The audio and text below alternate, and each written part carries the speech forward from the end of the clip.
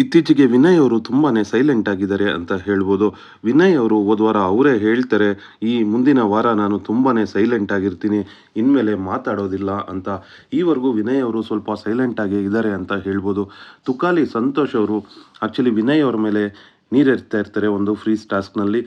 ಆಗ ವಿನಯ್ ಅವರು ತುಕಾಲಿ ಅವರನ್ನು ತಡೆಯೋದಕ್ಕೆ ಟ್ರೈ ಮಾಡ್ತಾರೆ. ಆಗ ತುಕಾಲಿ ಅವರು ಹೇಳ್ತಾರೆ, ತಡಿಬೇಡ, ರೂಲ್ಸ್ ಬ್ರೇಕ್ ಆಗತ್ತೆ ಅಂತ. ಆದರೆ ವಿನಯ್ ಅವರು ಅವ್ರ ಮುಖದ ಮೇಲೆ ಕೈ ಇಟ್ಟಿರ್ತಾರೆ. ಆಗ ಬಿಗ್ ಬಾಸ್ ಅವರು ವಿನಯ್ ಅವರನ್ನು ಫ್ರೀಸ್ ಅಂತ ಹೇಳ್ತಾರೆ.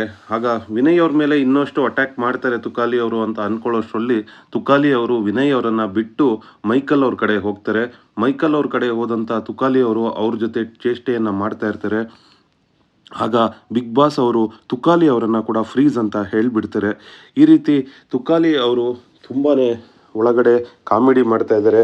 ಕಾಮಿಡಿ ಅನ್ನೋ ಹೆಸರಲ್ಲಿ ತುಕಾಲಿ ಅವರು ಎಲ್ಲರ ಮೇಲೂ ಸೇಡ್ ತೀರಿಸ್ಕೊಳ್ತಾ ಇದ್ದಾರೆ.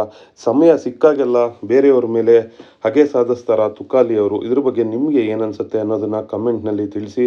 ಆದರೆ ತುಕಾಲಿ ಸಂತೋಷ್ ಅವರ ವೈಫ್ ಒಳಗಡೆ ಬಂದು ತುಂಬಾ ಕಾಮಿಡಿ ಮಾಡಿದ್ರು, ಪ್ರೇಕ್ಷಕರನ್ನು ರಂಜಿಸಿದ್ರು ಅಂತ ಹೇಳ್ಬೋದು. ವಿನಯ್ ಅವರ ಕಾಮ್ನೆಸ್ ಬಗ್ಗೆ ನಿಮಗೆ ಏನನ್ಸುತ್ತೆ? ವಿನಯ್ ಅವರು ಇತ್ತೀಚೆಗೆ ತುಂಬಾ ಕಾಮಾಗಿ ಆಡ್ತಾ ಇದ್ದಾರೆ. ವಿನಯ್ ಅವರು ಬಿಗ್ ಬಾಸ್ಗೋಸ್ಕರ ಅಲ್ಲಿ ಅಗ್ರೆಸಿವ್ ಆಗಿದ್ದರು. ವಿನಯ್ ಅವರ ಒರಿಜಿನಲ್ ಕ್ಯಾರೆಕ್ಟ್ರು ಆ ರೀತಿ ಅಗ್ರೆಸಿವ್ ಹೌದೋ ಅಲ್ವೋ ಗೊತ್ತಿಲ್ಲ.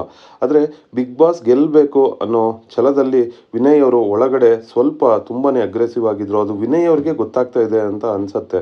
ವಿನಯ್ ಅವ್ರಿಗೆ ಅನ್ನಿಸ್ತಾ ಇದೆ, ನಾನು ತುಂಬ ಅಗ್ರೆಸಿವ್ ಆಗಿಬಿಟ್ನೇನೋ ಅಂತ. ಅದಕ್ಕೆ ವಿನಯ್ ಅವರು ಅಲ್ಲಲ್ಲಿ ಸ್ವಲ್ಪ ಸೈಲೆಂಟ್ ಆಗೋದಕ್ಕೆ ಪ್ರಯತ್ನ ಪಡ್ತಾರೆ. ಒಂದು ಹಂತದಲ್ಲಿ ವಿನಯ್ ಅವರು ನಾನು ಹೊರಗಡೆ ಹೋಗ್ತೀನಿ ಅಂತ ಕೂಡ ಹೇಳಿದರು. ಅಂದರೆ ನನಗೆ ಬಿಗ್ ಬಾಸ್ಗಿಂತ ನನ್ನ ಹೆಂಡತಿ ಮತ್ತು ಮಗುನೇ ಮುಖ್ಯ, ನಾನು ಹೊರಗಡೆ ಹೋಗ್ತೀನಿ ಅಂತ ಹೇಳ್ತಾರೆ. ಆಗ ಬಿಗ್ ಬಾಸ್ ಮತ್ತು ಸುದೀಪ್ ಅವರು ಎಲ್ಲೋ ಒಂದು ಕಡೆ ವಿನಯ್ ಅವರನ್ನು ಸಂತೈಸಿ ಮತ್ತೆ ಮನೆ ಒಳಗಡೆ ಇರೋ ಥರ ಮಾಡ್ತಾರೆ. ಅದುವೇ ವಿನಯ್ ಅವರ ಕ್ಯಾರೆಕ್ಟರ್ಗೆ ಮುಳು ಆಯಿತಾ? ಒಂದು ವೇಳೆ ವಿನಯ್ ಅವರು ಹೊರಗಡೆ ಬಂದಿದ್ದರೆ ಅವ್ರ ಹೆಸರು ಸ್ವಲ್ಪ ಉಳಿತಾ ಇತ್ತೋ ಏನೋ ಗೊತ್ತಿಲ್ಲ. ಎಲ್ಲೋ ಒಂದು ಕಡೆ ಬಿಗ್ ಬಾಸ್ ಅವರು ವಿನಯ್ ಅವರನ್ನು ಸಂತೈಸಿ ಒಂದು ಇಲ್ಲ, ಹೊರಗಡೆ ಏನೂ ಆಗಿಲ್ಲ ಅನ್ನುವಂಥ ಒಂದು ಮೆಸೇಜನ್ನು ಕೊಡ್ತಾರೆ. ಆಗ ಮತ್ತೆ ವಿನಯ್ ಅವರು ಅದೇ ರೀತಿ ಆಡೋದಕ್ಕೆ ಪ್ರಾರಂಭ ಮಾಡ್ತಾರೆ. ಅದು ಎಲ್ಲೋ ಒಂದು ಕಡೆ ವಿನಯ್ ಅವ್ರಿಗೆ ಮುಳುವಾಯಿತು ಅಂತ ಅನಿಸುತ್ತಾ?